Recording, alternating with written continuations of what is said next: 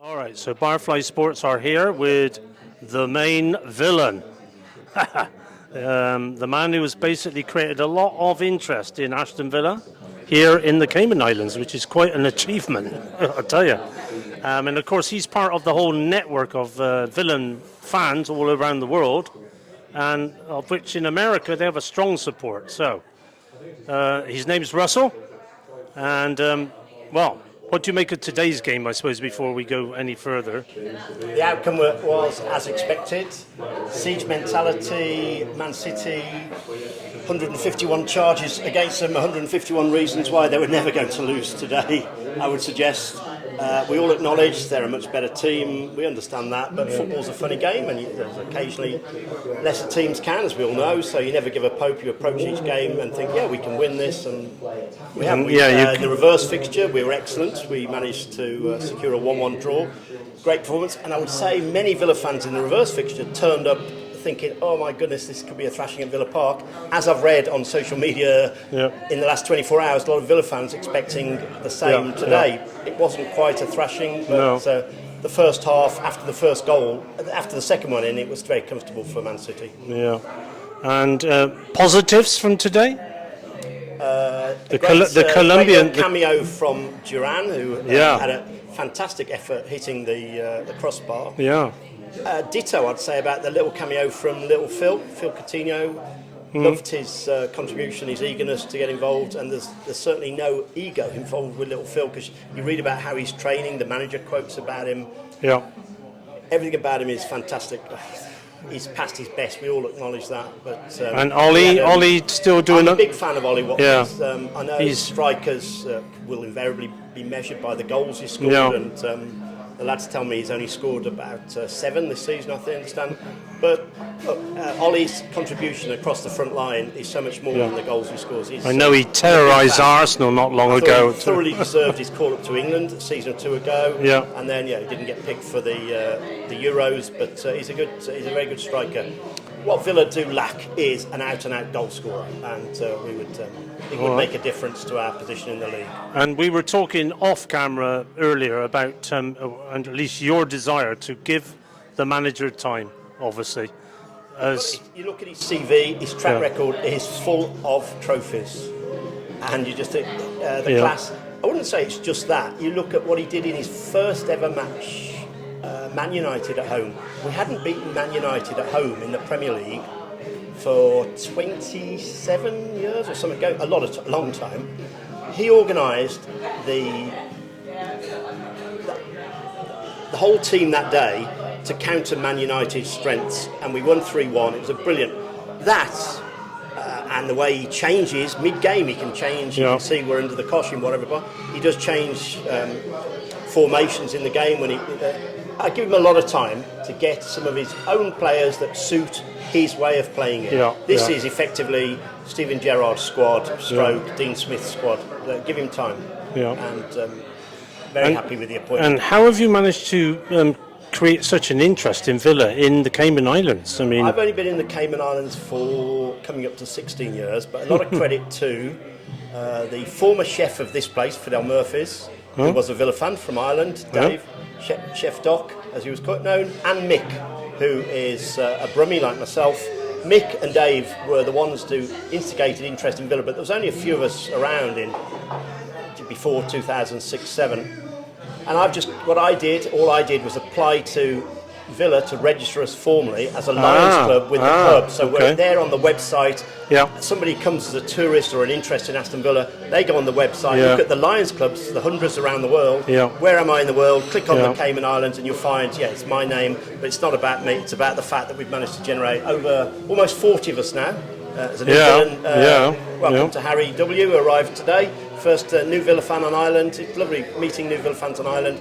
Completes a lot of us from the Midlands, but a cross section from, as you've met earlier, Rennes from Peru originally, and we've got a few other North American fans living in Cayman, who North American originally based people living in Cayman who are Villa fans too, and we just spread the word, and it's. And you of course that's the point of Barfly Sports is another place they can go to, fans on YouTube, to see with the best place to come. and you've made Fidel your home We have for your games. They've been credit to Fidel's, the whole team here.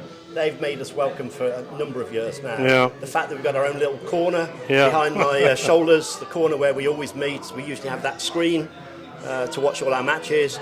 Often we'll be given the commentary over the speakers when we could have 4 or 5 games going on. They're just fantastic as an organisation. Fidel's, the whole ownership management team, and everybody else working on the floor are brilliant in welcoming us every match. And we've usually got, on average, we might only have a dozen. Sometimes I think the most we've ever managed was about 20 of our group. But now, I'd say numbers-wise, heading somewhere between 35 and 40.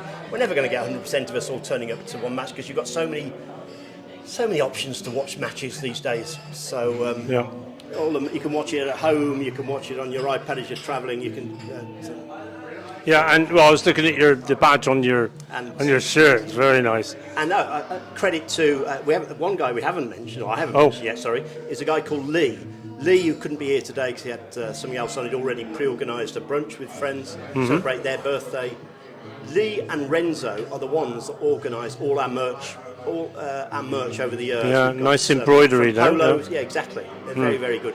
Merch to running shirts. They've got plenty of merch, thanks to those two in particular. And you actually do travel back to England to watch some games? I'm lucky enough with my work, I get to see a few matches. I think I've probably been to just shy of 10 matches so far this season. Oh, wow. That was probably... I watched 3 or 4 at the start of the season when we were on a family holiday to the UK. The rest are just travel, trying to fit in a Villa match if I'm lucky enough to be travelling. All right, well, we're going to put in the description below, we're going to put the links to all the social media. They're very active on social media as well, of course. And next Saturday, it's at Villa Park, and it's going to be Arsenal. So it should be quite full here, because there's a few Arsenal fans here as well. Prediction for that? You'd have to look, first of all, at how are Arsenal going to do against Man City. Yeah, true. In the way, yeah. You know, if they were to win that, then their confidence would be back, and you'd expect Arsenal to win. And I'm back to what I said right at the start: Man City are a better team than us. Arsenal are a better team. Yeah. But then I'll always back Villa. Yeah. And I would like to think we might just get a narrow victory against them. But first of all, I'd want to see, before I predict it, I'd want to see how Arsenal get on against Man City and how that might affect their mindset going into the game. I heard you say earlier about Unai. He probably does have a point to prove. If ever he's going to get his tactics spot on, he spends every waking moment of every day, Unai Emery, analysing. Yeah, I know he's huge on stats and their tactics. So if he hasn't got a game plan already sorted, and especially after he watches every minute 10 times over probably of Arsenal Man City, there's no one else will. If he hasn't got it, no one else will. No, and he has got a point to prove, because I don't think he was treated very fairly at Arsenal. He achieved a lot, though. He did. Yeah, most points, other than what Arteta's going to get this season. The most points. No Arsenal manager since him has got that many points in a Premier League season. I think 70 points, brilliant. Yeah, I think Unai's challenge. He's just determined to make it in the Premier League. He belongs in the Premier League, really. And I think the language was a challenge to him in the beginning, which I'm sure he's improved a bit on. But there's no doubt in his record is unbelievable. And another important thing in modern football is supportive owners, and having owners with deep pockets. Aston Villa are lucky to have that in our Egyptian, our American owners. Unai will get the total financial support and backing from our owners, as the owners have done across the whole of Aston Villa Football Club.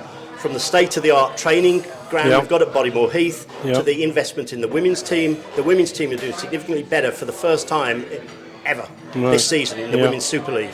Good. I watch as often as I can watch the women's matches as well as the men.